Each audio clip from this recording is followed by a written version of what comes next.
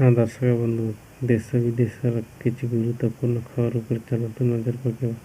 जहाँ वर्तमान सूचना मिलছে सूचना अनुसार चलतु खबर उपर नजर पकेबा। चैनल को गोटे सब्सक्राइब कर रखिथा जेबी अपलोड हो वीडियो प्रथम देखिपारे। आज प्रथम खबर थमुनी चाषी दुख मंडी न खोलू बढ़ुची चिंता। नूआ वर्षर आरंभ सते जेमिति दुख चाषीर पिछा छाड़ुनी। केबे बात्या आउ केतेबेले अदिनिया लघुचाप वर्षा पानी बुड़ी रही धान गछ नष्ट हो गलानी। आउ एपटे सरकार मंडी खोलु नाहंती फलरे घरोई व्यवसाय को कम दाम रे चाषी धान बिकिबा को पड़ुछि, जहाँ चाषी पाई मुंड बिंदा करणा पलटिछि। परवर्ती खबर स्वास्थ्य मंत्री को बड़ सूचना। फेब्रुआरी राज्य में आयुष्मान भारत स्वास्थ्य मंत्री मुकेश महालिंग सोमवार राज्य पाई एक बड़ बयान देइछन्ति। 2025 फेब्रुआरी मासरू राज्य में आयुष्मान भारत लागू हेबो बोली स्वास्थ्य मंत्री कहिछन्ति। परवर्ती खबर उप मुख्यमंत्री बड़ घोषणा। 2025 रे तृतीय थर मिलिବ 16 टंका। सुभद्रा आवेदनकारी खुशी खबर शेष पर्यंत पहुंचब इंग्राजी वर्ष 2025 आरंभ होगाकू जाउछि। आउ एई इंग्राजी नूआ वर्ष आगमन को स्वागत करने समय विभिन्न उपाय प्रस्तुत आरंभ करथिबा बेले वर्ष शेष उप मुख्यमंत्री बड़ घोषणा करिसेंति। परवर्ती खबर नूआ वर्ष रे सरकार देवे खुशी खबर बढ़िबो। डिसेम्बर मासरे आउ मात्र 2 दिन बाकी अछि, जहाँ परे नूआ वर्ष आरंभ हेबो।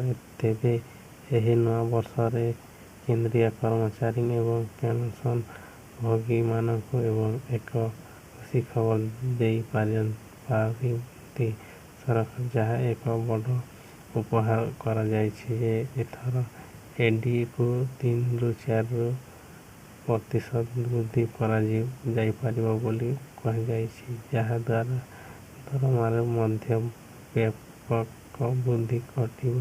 परवर्ती खबर जनवरी ରୁ पहिला ରୁ हेबो बड़ परिवर्तन, बदलिबो अनेक नियम।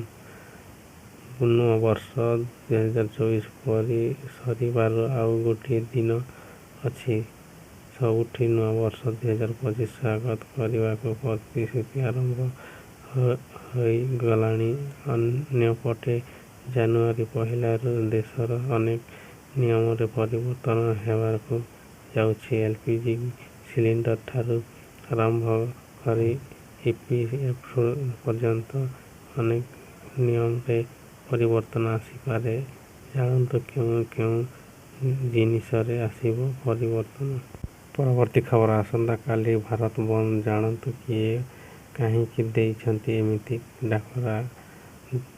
आसंता डिसेम्बर 31 रो भारत बंद डाकरा दिया जाइछि। राष्ट्रीय पछुआ वर्ग ओबीसी मोर्चा एवं भारतर मुक्ति मोर्चा पक्षरु भारत बंद पालन पाई एक प्रस्तुति विमुक्ति माध्यम सूचना दि जाइछि।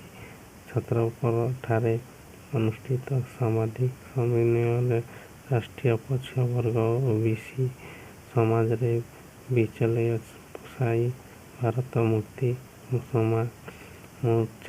मोर्चा जिला सभापति सुमा दास अध्यक्षता करी गत 17 तारिख रे केंद्र सूचना मंत्री अमित शाह संसद रे बाबा साहेब आम्बेडकर को अपमानित करथिबा उद्देश्य रे दृष्टि प्रतिवाद। परवर्ती खबर प्रधानमंत्री को धन्यवाद जणाइले मुख्यमंत्री। राज्य रे अदिनिया वर्षा जोगु चाषी मानक फसल क्षति सम्मुखीन होइथिबा राज्य सरकार क्षतिग्रस्त चाषी मानक सहायता देवा पाई योजना करिसन्ति। ए संपर्क में मुख्यमंत्री मोहन चरण माझी बैठक रे कहिबार सहित नयागढ़ ଗଜପତି ଓ ଗଞ୍ଜାମ ଜିଲ୍ଲାରେ ପରିଶୋଧ କରି କ୍ଷତି ଆକଳନ କରିଛନ୍ତି। ପରବର୍ତ୍ତୀ ଖବର ଚାଷୀ ପଞ୍ଜୀକରଣ ବୁଧବାର ଆରମ୍ଭ କରିବେ ସରକାର। ଏହି ନମ୍ବରରେ କରିପାରିବେ କଲ୍।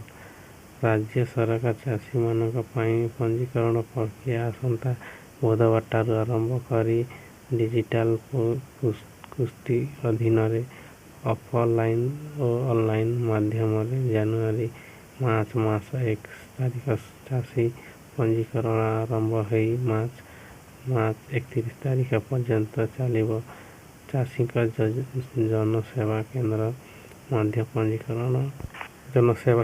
ମଧ୍ୟ ପଞ୍ଜୀକରଣ କରାଯାଇପାରିବ। କୌଣସି ଅସୁବିଧାର ସମ୍ମୁଖୀନ ହେଲେ 1555 ଟୋଲ୍-ଫ୍ରି ନମ୍ବରକୁ କଲ୍ କରି ଯୋଗାଯୋଗ କରିପାରିବେ ବୋଲି କହିଛନ୍ତି। ପରବର୍ତ୍ତୀ ଖବର କୁହୁଡ଼ି ପାଇଁ ୟେଲୋ ୱାର୍ଣ୍ଣିଂ। ନୂଆ ବର୍ଷରେ ରାଜ୍ୟ ପୁଣି ଫେରିବ ଶୀତ। ରାଜ୍ୟରେ ଅଦିନିଆ ବର୍ଷା ପରେ ପାଗ ସମ୍ପୂର୍ଣ୍ଣ ବଦଳି ଯାଇଛି। ଏବେ ପାରଦ ଖସିବା ସହ ଅନୁଭୂତ ହେଲାଣି ଶୀତ। ତେବେ ଆଜି ଆସନ୍ତାକାଲି ସକାଳ ପାଇଁ 6 ଜିଲ୍ଲାକୁ ୟେଲୋ ୱାର୍ଣ୍ଣିଂ ଜାରି କରାଯାଇଛି। ପାଣିପାଗ ବିଭାଗ କୁହୁଡ଼ି ପାଇଁ ୟେଲୋ ୱାର୍ଣ୍ଣିଂ ଜାରି କରାଯାଇଛି ସୂଚନା। ପରବର୍ତ୍ତୀ ଖବର ଆକାଶରେ ଦେଖାଯିବ ଅଦ୍ଭୁତ ଘଟଣା। ଆଜି ରାତି ଦେଖାଯିବ କଳା ଜହ୍ନ।